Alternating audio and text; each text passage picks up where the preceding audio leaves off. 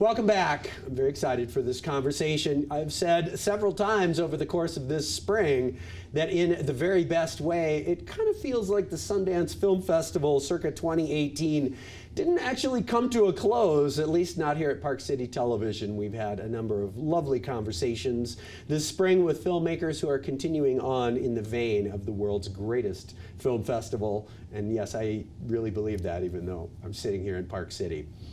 Tonight, we welcome back to the program a producer and director who is bringing a new film to the fore that has been getting a great deal of attention, and its subject matter is timely in so many ways. I can't quite get over it. The beauty of when timing meets preparation. I'm pleased to welcome back the producer and director of the film The Judge, Erika Cohn.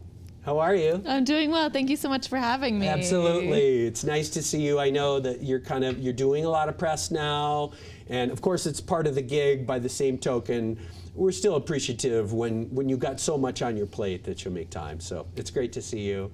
It's nice to be back in my hometown. That's right. That's right. You're back in the hood. Yes. You've been on the road a lot.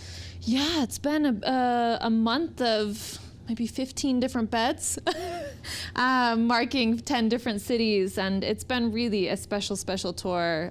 Opened in New York about a month ago, and have done very well in our theatrical release. Sharia law, just that phrase has so much, I think, imagery associated with it, maybe little or none of which is really truly accurate. So yeah. There's a huge starting point, it seems, there. But talk, if you would, about making the decision to make a film about a woman judge in a Sharia setting. I mean, that just to expand a little bit, it's kind of a mind-blowing concept in the era. I've kind of used the phrase in the era of Me Too. Yes, absolutely. You know, it was interesting because I was on shooting hiatus with my last film, In Football We Trust, and had received a Rotary Ambassadorial Scholarship to teach film in Israel, Palestine. And when I went there, I had no intention of making another film. I mean, Tony and I were in the throes of the film, In Football We Trust. We were excited about it. We were immersed in the journey. So I went, and I was also continuing my postgraduate research in Islamic feminism at Hebrew University. And one day, a dear friend and colleague invited me to this Islamic reform meeting that was happening at the Palestinian Authority headquarters conference room in Ramallah. And I walked into this room, and I was, ready for this conference to be held about raising the marriage age and issues of domestic violence and polygamy and divorce and custody and inheritance to be discussed. But I had no idea what was about to happen. All of a sudden, Judge Khulud walked into this room, the first woman judge to be appointed to the Middle East religious courts, and she had this unbelievable command and presence of the room, and my attention immediately shifted to her. And as I listened to her in this meeting discuss how Palestine's legal challenges disproportionately affect women, I wanted to know more. Who is this person? What is her backstory? And after the meeting, we had a chance to officially engage, and I found out she used to be a lawyer representing women who were survivors of domestic violence and felt like she could best catalyze change within the Sharia courts, which deal with family matters, and had worked to prove in the Sharia, in the Islamic texts, that she could actually be a judge. And she invited me into her courtroom. And the moment that I walked into her courtroom, I knew immediately it needed to be a film. It was incredible, Terry. That's so great.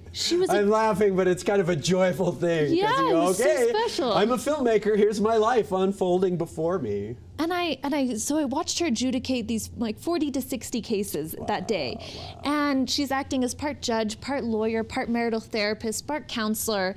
And the cases she was dealing with are very similar to the cases that we deal with here in the US. And so at the end of the day, I said, Judge Khulud, I think your experiences can provide a more nuanced understanding of Sharia for the entire world, not just the Western world, but the Arab world and Islamic world as well, but also provide imagery of strong Muslim women that we rarely get to see. Absolutely. And provide a different opportunity to experience Palestine that we don't get to experience. She said, well, that's amazing. I've been waiting for someone to come along. So I knew right then and there that we were together going on this journey. That's so great. And when was this? This was in 2012. And one of the things that is always amazing to me about the life of the filmmaker, especially the documentary filmmaker, and our friends in dramatic fiction as well, work very, very hard to get films made.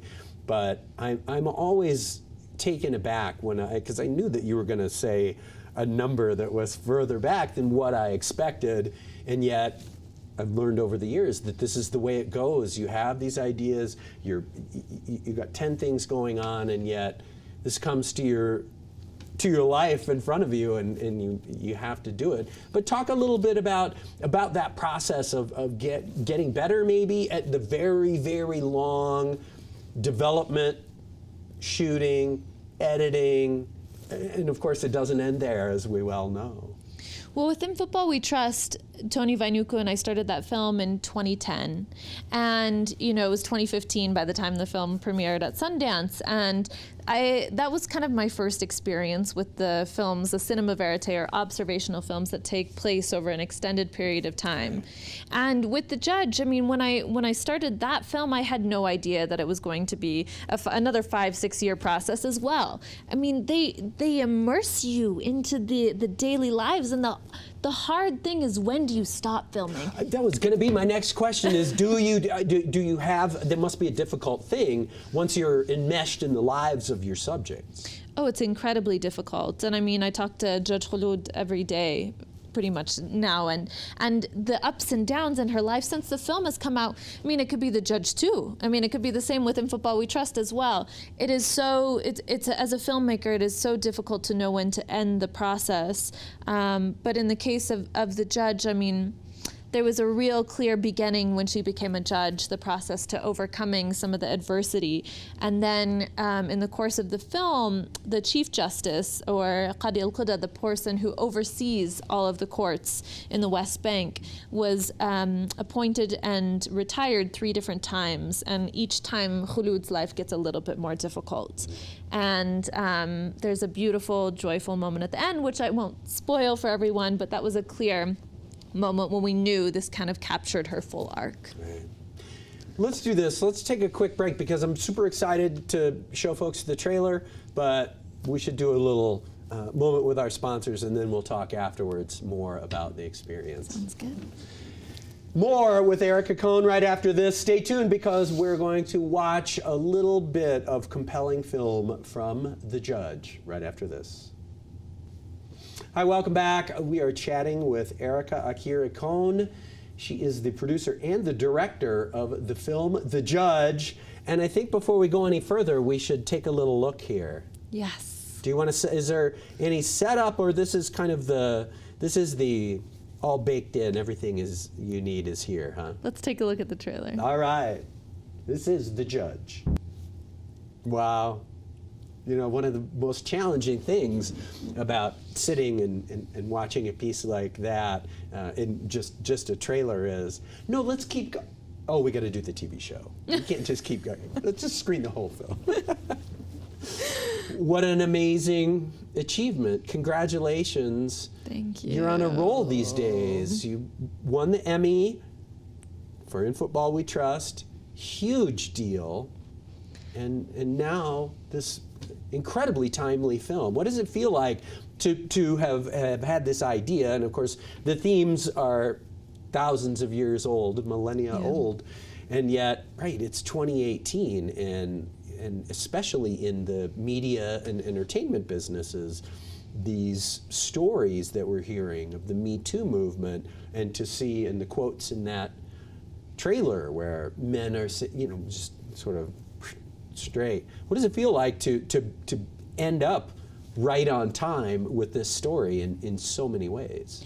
When I started this film in 2012, this is in the post 9/11 era where Islamophobia is on the rise, where anti-Sharia legislation and anti-Sharia sentiments are really a part of, everyday American discourse. And I had no idea that it would become even more timely. We have the Muslim ban. It is an ever, it just is, it seeps into our society. I mean, Islamophobia is out of control right now. And then, when you go further beyond that, I feel like the judge really provides a mirror, holds up a mirror to the issues that we're dealing with in the U.S.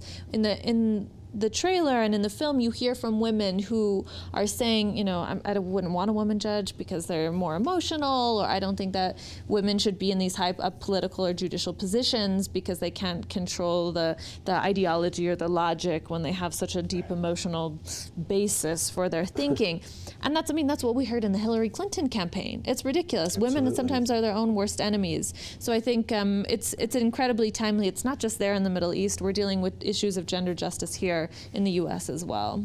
And it also felt to me as though, and I'm sure this goes back to your genesis moment of when you met Judge Khulud, but it feels like if you decided to write a dramatic fiction film on very similar subject matter, that you would have written this exact person because she's so strong, because so much of the language, even now during this time of Me Too, a lot of it is negative, is about subjugation of women. It's about women's powerlessness that still exists in this day and age, and yet there's nothing powerless about this woman. And like you say, the visually, her presence as well as her accomplishments are off the charts. Yeah, I mean, there's no way that I could have scripted a character like Judge Khulud, because she leaps off a page, she leaps off the screen, and I think one of the real challenges was, how do I convey a feeling, an experience, a sense that I had when I first met her onto a two-dimensional screen? Yes. How do I transport viewers into this very immersive experience? And one of the things that Judge Khulud says that is essential to kind of her core is that people don't know what they don't know. So how can they advocate for their rights if they don't know their rights? So she is, unlike any other judge, she is there canvassing the streets. She is making house calls. She is meeting with neighbors. She is guest lecturing to women's groups, making it 100% clear that women know their rights so they can advocate for themselves. And without that, there will never be justice. Goes back to what we're dealing with here in the U.S. Representation is everything. In order for there to be gender justice, in order for there to be justice within the law, we have to have women at the forefront of interpreting and implementing and influencing our legislation as well. No doubt about it, and what a great example. Talk a little bit about the kinds of reactions that you've gotten. One of the beauties of documentary film is you can be so deeply affected because it's real, because these aren't characters. This isn't an actor portraying a fictionalized, this is the real person. Talk about how audiences have reacted. Audiences have said, I had no idea this was Sharia law. Like, we have had so much programming of what Sharia is or isn't in our American media that it takes a lot to deprogram ourselves. And I found that actually in Europe, in some of our screenings there, the sense of Islamophobia is much more pronounced because of the refugee crisis that we're in. And very similar reactions or questions about, is this really how women in Islam are? It's like, yes, absolutely. What we have been fed in our media about women being victims or being victimized, that is just absolutely not true. And virtually every story that I can recall hearing from either people I know who have been to the Middle East, or stories about people who have been to Iran, and of course not a lot of Americans have that opportunity to visit there, and over again people talk about the richness of the culture, the amazing spirit and nature and heart of the people. And of course we're talking about an entire region of the globe. The fact that there's one, let alone many more, amazing women like this shouldn't come as such a surprise. Absolutely. I think another misconception is that men aren't interested in being supportive. And in the film, you see Judge Khulud's father, who is nurturing her from such a young age, and says, my primary goal was to arm my daughters with education. Education is a weapon. And you see her husband cooking for her in the kitchen, and her son's cooking for her in the kitchen. And there's this idea that men aren't like that. And so I think that viewers have really been surprised and kind of challenged their own biases. What's up next? I have another feature-length documentary being released either later this year or early next called Belly of the Beast, which is a documentary that intimately chronicles women fighting reproductive injustice in their communities. And after that, we'll hopefully be in production with one of my first feature narrative films. Very exciting. I can only imagine that with the kind of experience that you get crafting stories out of verite, that there must be some real fun to be had in crafting a narrative storyline that then you can kind of be free with. Oh, I'm so looking forward to that, because with verite, your story shifts and twists and turns at every minute. And you can't control it. You can't control it. Well, congratulations. It's wonderful Terry. stuff, and I'm so thrilled. And as I say, I'm lucky to do this job because I'm a born fan. And as you said, you know, to be back here, to be in Salt Lake, and to be sharing this film with your family, with your community, and with us, it's really cool. Yeah, it's my favorite part of the whole theatrical release, and I'm so looking forward to our opening tomorrow. Yes, and let's do details for social media and as well for the screening. Yes, you can find us at thejudgefilm.com or at thejudgefilm, and I will be at the Broadway Theater after the 7 p.m. screenings both tomorrow and Saturday for Q&As with some very special guests. Otherwise, it'll be screening 5 times a day for the next week. Fantastic. Just great stuff. So lovely to see you. Lovely to see you, Terry. Safe travels always, and come and visit us again. And no promotion needed. Just come and hang out and tell us what's going on in your life. Thank you, Terry. Thank you, Erika. Great to see you. You too. All right, you guys, the film is The Judge, at The Judge Film across social media. Find out more about it if you haven't seen it already. It is so wonderful to have such accomplished people in our midst from right here in our beloved Utah. We're going to take a break. We'll take a look at the weather and see just how awesome this weekend is going to be, and more music from Rain Morrison, because we love you.